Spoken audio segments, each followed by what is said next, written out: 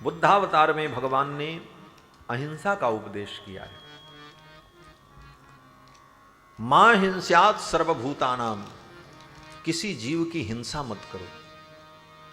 अहिंसा परमो धर्म, अहिंसा परम धर्म है। इस धर्म का उपदेश बुद्ध भगवान ने किया है। सदय हृदय दर्शित पशुघातम, केशव धृत बुद्ध शरीर, जय जगदीश हरे। सदय हृदय दर्शित पशुघातम, कामनाओं की पूर्ति के लिए, अपने संकल्प की पूर्ति के लिए निरीह पशुओं को देवताओं के नाम पर काट देना, उनकी बलि चढ़ा देना, इस दृश्य को देख करके भगवान बुद्ध का हृदय विगलित हो गया।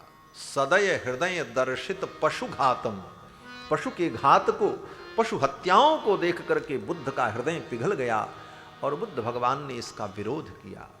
ये हिंसा बंद करो। मां हिंस्यात् सर्वभूतानाम, किसी जीव की हिंसा मत करो, ये वेदों का आदेश है। अहिंसा परमो धर्म, अहिंसा ही परम धर्म है। ये भगवान बुद्ध ने सारे जगत को बताया। और 22वां अवतार भगवान का कल्कि अवतार है।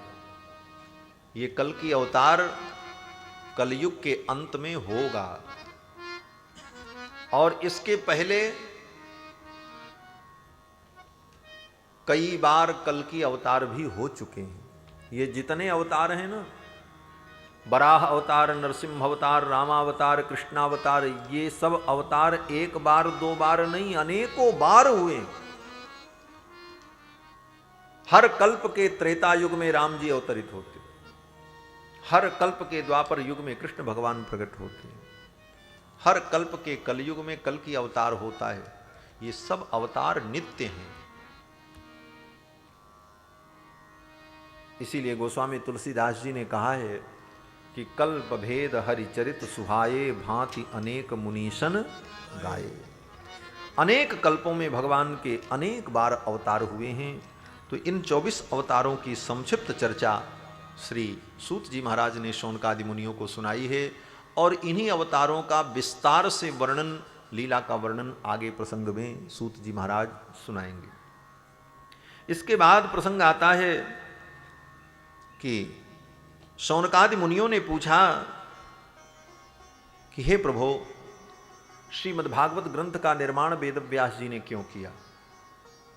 तो सूत जी कहते हैं कि वेद व्यास जी ने विचार किया कि स्त्री को और शूद्र को और ब्राह्मण कुल में उत्पन्न होने पर भी आचरणहीन अगर है तो ऐसे ब्राह्मण को भी वेद पढ़ने का अधिकार नहीं है।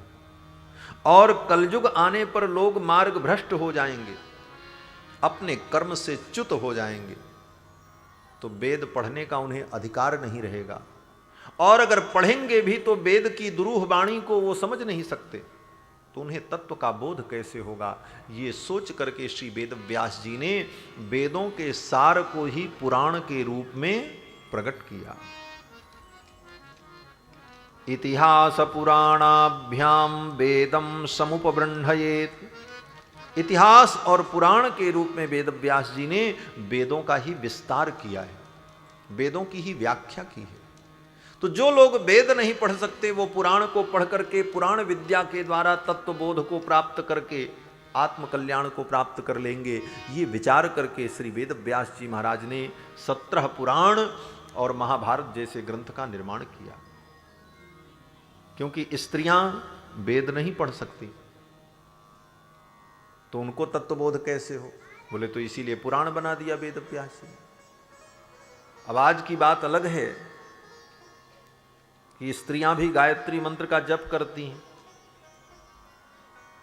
लेकिन स्त्री को गायत्री मंत्र का जप नहीं करना चाहिए, क्योंकि गायत्री मंत्र वेद मंत्र है और जिसका यज्ञोपवीत संस्कार होता है वही व्यक्ति गायत्री मंत्र का जप करता है। ब्राह्मण का ही बालक हो, लेकिन जब तक उसका यज्ञोपवीत संस्कार नहीं होता तब तक उसको भी गायत्री जप करने का अधिकार नहीं होता।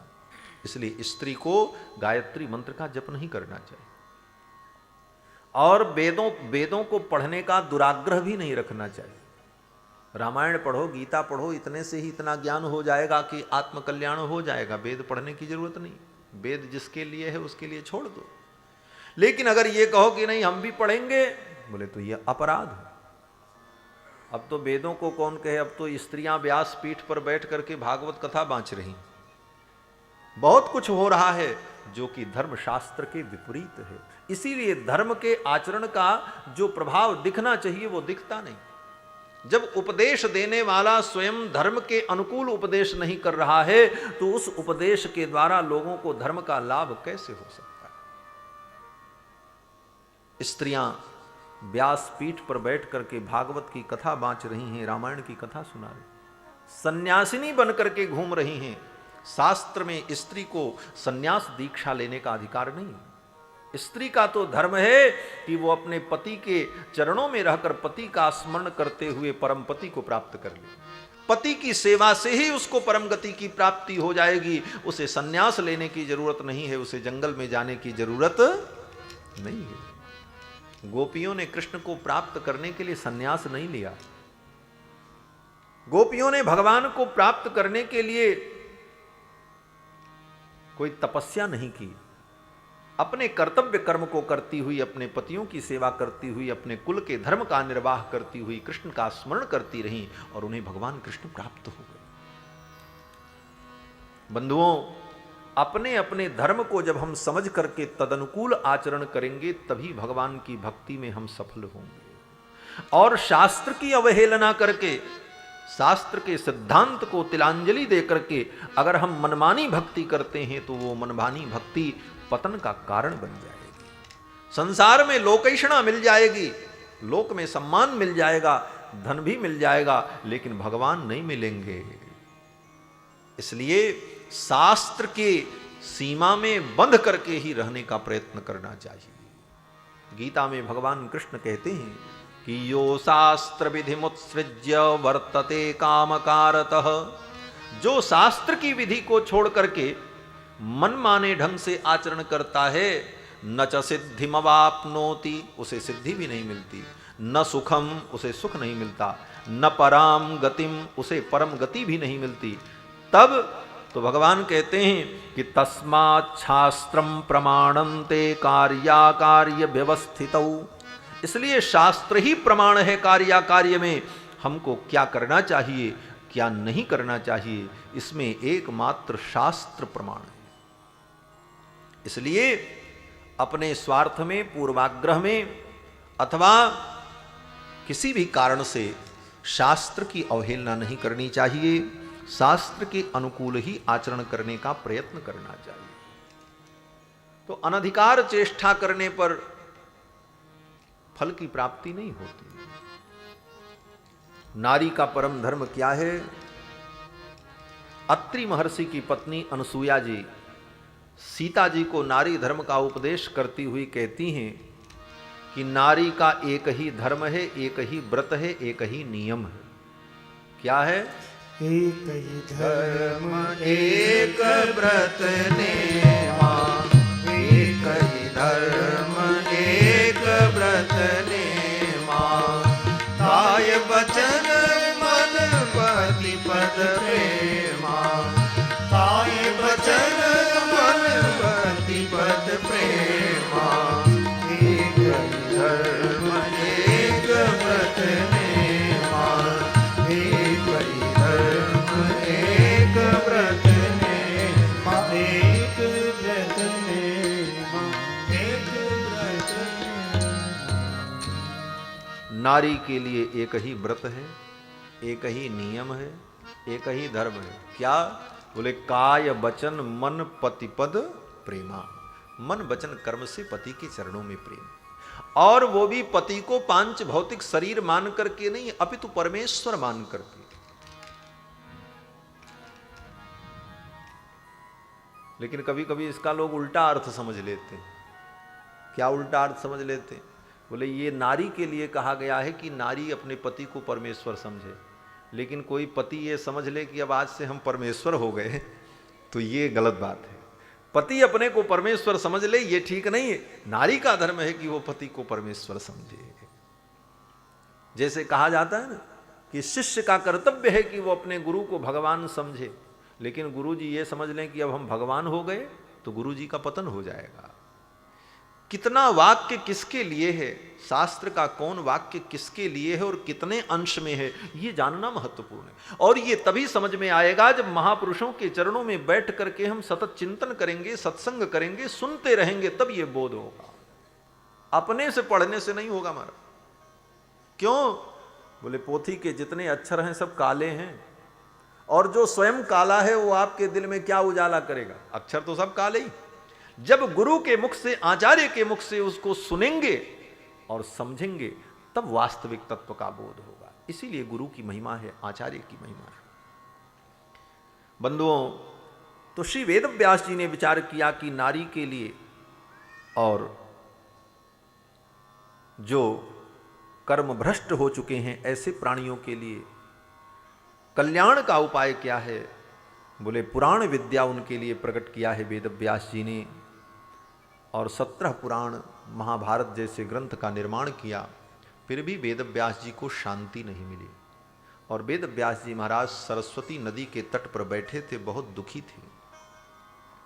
उसी समय देवर्षि नारद कहीं से घूमते घूमते आ गए। नारद जी ने देखा, नारद जी का पूजन किया वेदव्यास जी ने, और पूजन करने के पश्चात व्यास जी ने कहा, देवर्षि, जगत के कल्याण के लिए मैंने 17 पुराण की रचना की, महाभारत ग्रंथ को लिखा, लेकिन फिर भी मुझे शांति नहीं मिल रही है।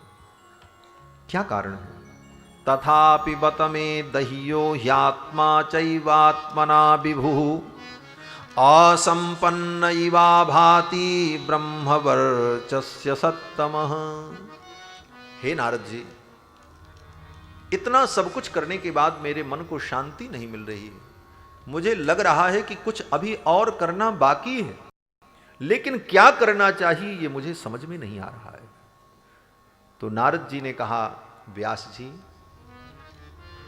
आपने 17 पुराण की रचना की, महाभारत लिखा, और इन ग्रंथों में आपने धर्म, कर्म, राजनीति, कूटनीति, धर्मनीति, अर्थनीति, समस्त प्रकार की नीतियों का और समस्त विषयों का आपने वर्णन किया। अब एक काम बचा हुआ है। बोले क्या? नारद जी कहते हैं, व्यास जी, अब आप भगवान की विशुद्ध कीर्ति का वर्णन करो। भगवान की कीर्ति का वर्णन करोगे, भगवान की लीलाओं का वर्णन करोगे, तब तुम्हें शांति प्राप्त होगी। इसीलिए तुम्हारा मन अशांत है, क्योंकि आपने भगवान की महिमा का वर्णन नहीं किया। न तथा वासुदेवस्य महिमा ह्यनुवर्णितः। भगवान की महिमा का आपने वर्णन नहीं किया, इसीलिए आपका मन अशांत है। तो व्यास जी ने कहा कि सभी पुराणों में मैंने भगवान की महिमा का तो वर्णन किया है, महाभारत में भी मैंने भगवान की महिमा का वर्णन किया है। तो नारद जी ने कहा कि अन्य पुराणों में आपने भगवान की महिमा का तो वर्णन किया है, लेकिन भगवान की महिमा के साथ साथ देवताओं की महिमा और विषयों की महिमा सबको ऐसा मिला दिया है कि सामान्य बुद्धि वाला उसमें निर्णय न कर पावे। तो वो विशुद्ध महिमा नहीं हुई। अब आप केवल एकमात्र भगवान की ही महिमा का वर्णन करो, भगवान के चरित्र का सर्वोत्कृष्ट वर्णन करो, तब आपके हृदय में शांति मिलेगी। क्यों? बोले, नैष्कर्ममप्यच्युत भाववर्जितम न शोभते ज्ञानमलम निरंजनम कुतः पुनः सस्वदभद्रमीश्वरेण चार्पितम कर्म यदप्यकारणम। कितना भी व्यक्ति को ज्ञान प्राप्त हो जाए, लेकिन अगर भगवान के चरणों की भक्ति नहीं है, कृष्ण भाव से वो भावित नहीं है, तो उसका ज्ञान शोभनीय नहीं होता, वो ज्ञान आदरणीय नहीं होता। इसलिए आप भगवत भाव से युक्त होकर भगवान की महिमा का वर्णन करो।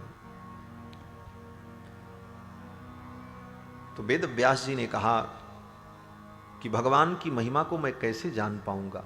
उनकी महिमा को तो ब्रह्मादिक देवता भी नहीं जान पाए। वेद भी जिसकी महिमा का वर्णन करने में अपने को असमर्थ समझते हैं, ऐसे भगवान की महिमा का मैं कैसे वर्णन कर पाऊं? तो नारद जी ने कहा कि समाधिनानुस्मर तद विचेष्टितम, अपने मन को समाहित करके भगवान का जब स्मरण करोगे तो तुम्हारे मन में, तुम्हारे चित्त में, तुम्हारी बुद्धि में भगवान की महिमा, भगवान का चरित्र स्वतः स्फुरित होने लग जाएगा। सारे चरित्र तुम्हारे हृदय में प्रकट हो जाए। बंधुओं, अगर भगवान के चरणों में प्रेम है तो भगवान का चरित्र, भगवान की लीलाएं हृदय में प्रस्फुरित होने लगती हैं, अपने आप प्रकट हो जाती हैं। गोस्वामी तुलसीदास जी महाराज कहते हैं कि सूझहि राम चरित मणिमानिक और गुप्त प्रगट जहां जो जय खानिक। भगवान का जितना चरित्र है, गुप्त चरित्र, प्रगट चरित्र, सब चरित्र हृदय में प्रकट हो जाता है। अगर भाव शुद्ध है, हृदय निर्मल है, भगवान के चरणों में अनुराग है, तो भगवान का चरित्र स्वतः प्रस्फुरित होता है। अरे प्रस्फुरित ही नहीं होता, दिखाई पड़ने लगता। महाराज सूरदास जी आंख के अंधे थे, और कैसे अंधे? बोले जन्म से। आंख की जगह तो थी लेकिन पलकें नहीं थी, यहां पर चमड़ा बराबर दोनों तरफ। ऐसे थे महाराज सूरदास। जिसके आंख की जगह बनी हो लेकिन आंख की पलकें भी न हो, आंख का आकार भी न हो, केवल जगह दिखाई पड़े, उसको सूरदास कहते हैं। आजकल तो अंधों को भी लोग सूरदास कहते हैं, लेकिन सूरदास का मतलब, सूर का मतलब जिसकी आंख की जगह केवल हो, आंखों का कोई आकार प्रकार वहां प्रकट न हो, चमड़ी बराबर, ऐसे सूरदास जी महाराज। लेकिन उनकी अंतर्दृष्टि इतनी निर्मल थी कि भगवान की लीलाओं का उन्हें दिव्य दर्शन हो जाता था। और सूरदास जी जब उसका वर्णन करते थे, सूरदास जी कहते हैं कि सूरदास देखे सोई गावे ऐसी बान परी। सूरदास देखे सोई गावे। सूरदास जी जो देखते थे वही गाते थे, वही लिखते थे, सारी लीलाएं उनको दिखती थी। बड़ा सुंदर वर्णन है कि एक दिन जो भी लीला भगवान निकुंज में करते थे, नित्य निभृत निकुंज में भगवान श्री कृष्ण और राधा रानी की नित्य रसमयी लीला होती थी, उस लीला का सूरदास जी वर्णन कर देते थे। राधा जी एक दिन बड़ी व्याकुल हुई और श्री राधा रानी ने ललिता सखी से कहा कि ये अंधा बाबा बड़ा विचित्र है, आंखें इसके है नहीं, ये कैसे देख लेता है और मेरी अंतरंग लीला का ये वर्णन कर देता है। ले जाओ इसे, आज तलघर में बंद कर दो। ललिता सखी ने, विशाखा ने सूरदास जी को तलघर में बंद कर दिया। उस रात्रि में भगवान श्री कृष्ण ने राधा रानी के साथ नित्य निभृत निकुंज में अद्भुत लीला की। कैसी लीला भाई?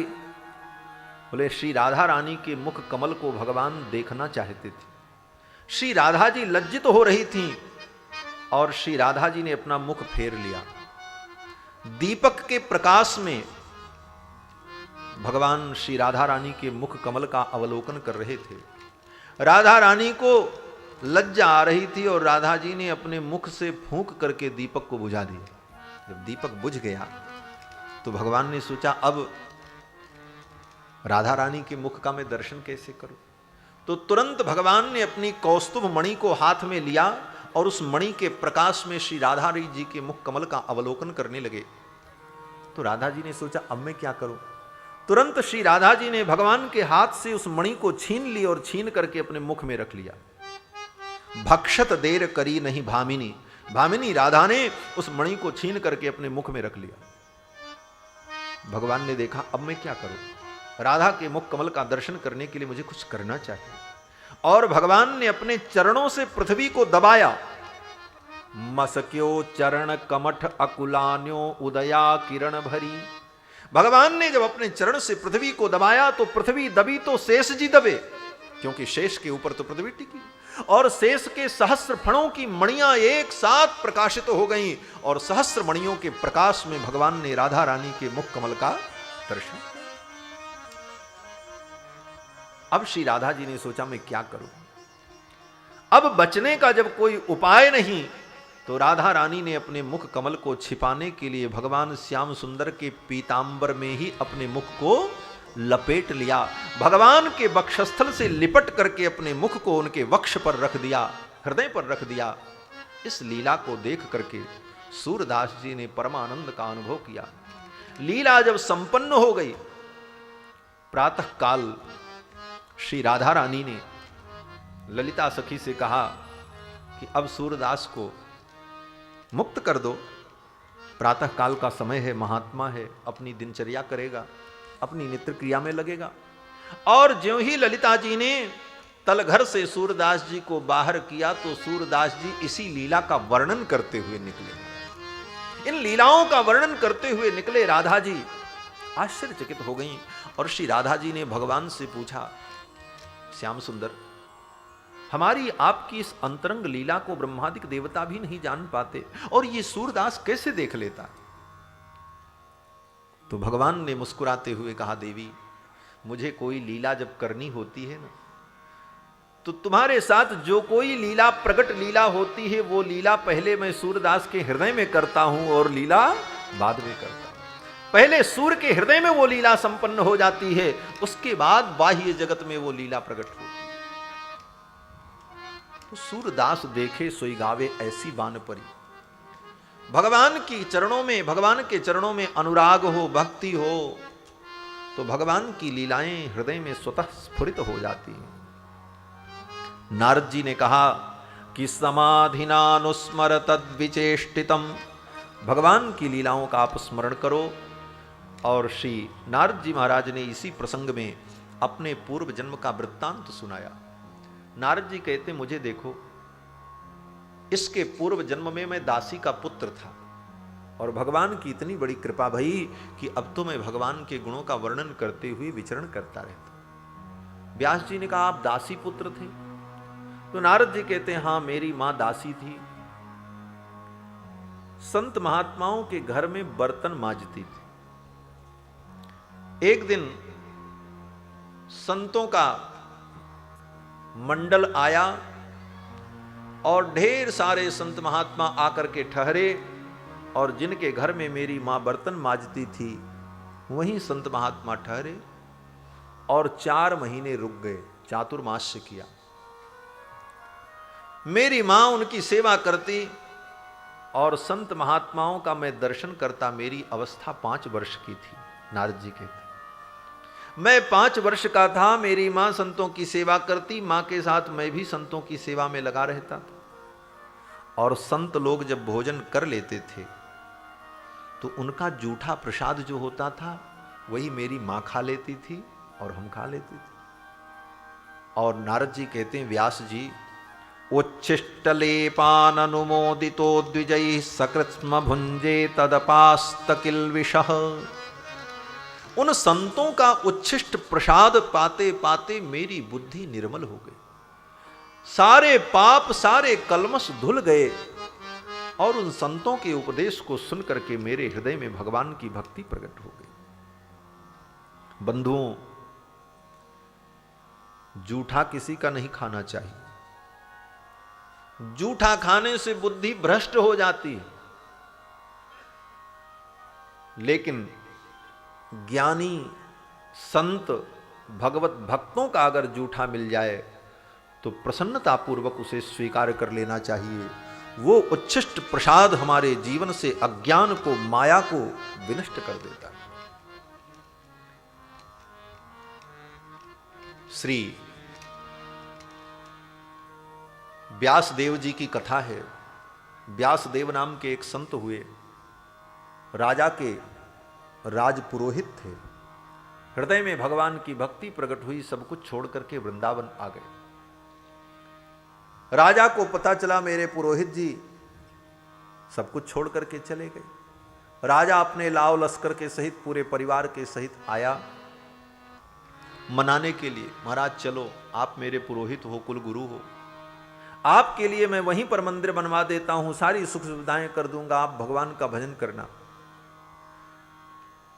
तो व्यासदेव जी ने कहा, हम नहीं जाएंगे, हम तो वृंदावन आ गए, अब कहीं नहीं जाना। लेकिन फिर भी परिवार के लोग और राजा और सभी भक्त अति आग्रह करने लगे। तब तक उधर से एक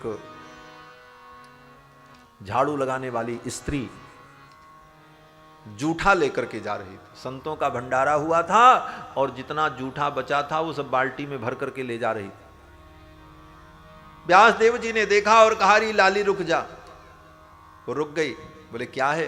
बोले संतों का शीत प्रसाद है। बोले इधर ला, मैं भी प्रसाद लूंगा। बाल्टी लेकर के आई तो कढ़ी की एक पकौड़ी उसमें पड़ी थी, उस पकौड़ी को निकाला और व्यासदेव जी ने प्रेम पूर्वक पा लिया। संतों का उच्छिष्ट प्रसाद। घर वालों ने देखा, राजा ने देखा, सबने कहा, अरे ये देश भर का जूठा खाता है, इनको अगर हम लेकर के जाएंगे तो हम जाति से बाहर हो जाएंगे और हमारा समाज में अपमान होगा, इसलिए अब इनको ले जाना ठीक नहीं, इनको तो यहीं छोड़ दो, वृंदावन में ये भजन करें। और सब लोग छोड़ करके चले गए। व्यासदेव जी बड़े प्रसन्न हुए। बोले देखो यही संसार है। एक पकौड़ी ने संसार छुड़ा दिया, एक कढ़ी की पकौड़ी ने संसार छुड़ा दिया। संसार इतने में ही तुम्हें छोड़ करके चला गया। ये संत के शीत प्रसाद की महिमा का अनुभव किया उन्होंने। श्री नारद जी महाराज कहते हैं कि संत महापुरुषों का उच्छिष्ट प्रसाद पाने से मेरी बुद्धि निर्मल हो गई और हृदय में भगवान की भक्ति आ गई। 4 महीने बीत गया, संत महात्मा लोगों का चातुर्मास से समाप्त हुआ, वो लोग चले गए। उनके चले जाने के बाद मैं भगवान का स्मरण करते हुए रहता था। एक दिन की घटना, मेरी मां गाय दुहने गई, रात्रि का समय था। उसी समय एक भयंकर सर्प आया और मेरी मां को काट लिया। सर्प के काटने से मेरी मां की मृत्यु हो गई। सर्पो दशत्पदास्पृष्ट कृपणाम कालचोदितः। काल ही सर्प के रूप में आ गया और मेरी मां की मृत्यु हो गई। मेरी मां मर गई तो मुझे दुख भी हुआ और प्रसन्नता भी हुई। बड़ी अद्भुत बात कह रहे हैं नारद जी। नारद जी कहते हैं मेरी मां मर गई, मुझे दुख भी हुआ और प्रसन्नता भी हुई। बोले मां के मरने पर दुख हुआ ये तो ठीक बात है, लेकिन प्रसन्नता किस बात है? नारद जी कहते हैं मां मर गई, दुख इसलिए हुआ कि मां मुझसे बहुत प्रेम करती थी, और प्रसन्नता इसलिए हुई कि मां को तो एक दिन मरना ही था, ये मृत्युलोक है, और मां अपने पुत्र मोह को छोड़ नहीं पाती, और मां के स्नेह के कारण मैं मां को नहीं छोड़ पाता तो भगवान का भजन नहीं हो पाता। इसलिए भगवान ने बड़ी कृपा की, मां को अपने चरणों में बुला लिया। अब मेरे लिए कोई कर्तव्य नहीं है, कोई बंधन नहीं है, अब तो मैं भगवान का चिंतन करूंगा। नारद जी कहते हैं कि अनुग्रहम मन्यमानाः, अपने मां के मरण को भी मैंने भगवान का अनुग्रह माना। ये भी भगवान की कृपा है, इसको भी मैंने भगवान की कृपा ही मानी। अनुग्रहम मन्यमानः प्रातिष्ठम दिशमुत्तराम। और भगवान के अनुग्रह का अनुभव करते हुए मैं चल पड़ा। 5 वर्ष की मेरी अवस्था थी। भूख प्यास से व्याकुल एक सरोवर के तट पर मैं पहुंचा और पानी पिया।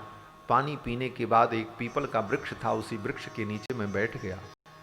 बैठ करके भगवान का जब ध्यान करने लगा तो हृदय के अंदर भगवान की दिव्य झांकी प्रकट हो गई। शशंख चक्रम सकिरीट कुंडलम सपीत वस्त्रम सरसीरुहेक्षणम सहार वक्षस्थल कौस्तुभश्रियम नमामि विष्णुम शिरसा चतुर्भुजम। चतुर्भुज स्वरूप भगवान का मेरे हृदय में प्रकट हो गया और मुझे परमानंद का अनुभव होने लगा।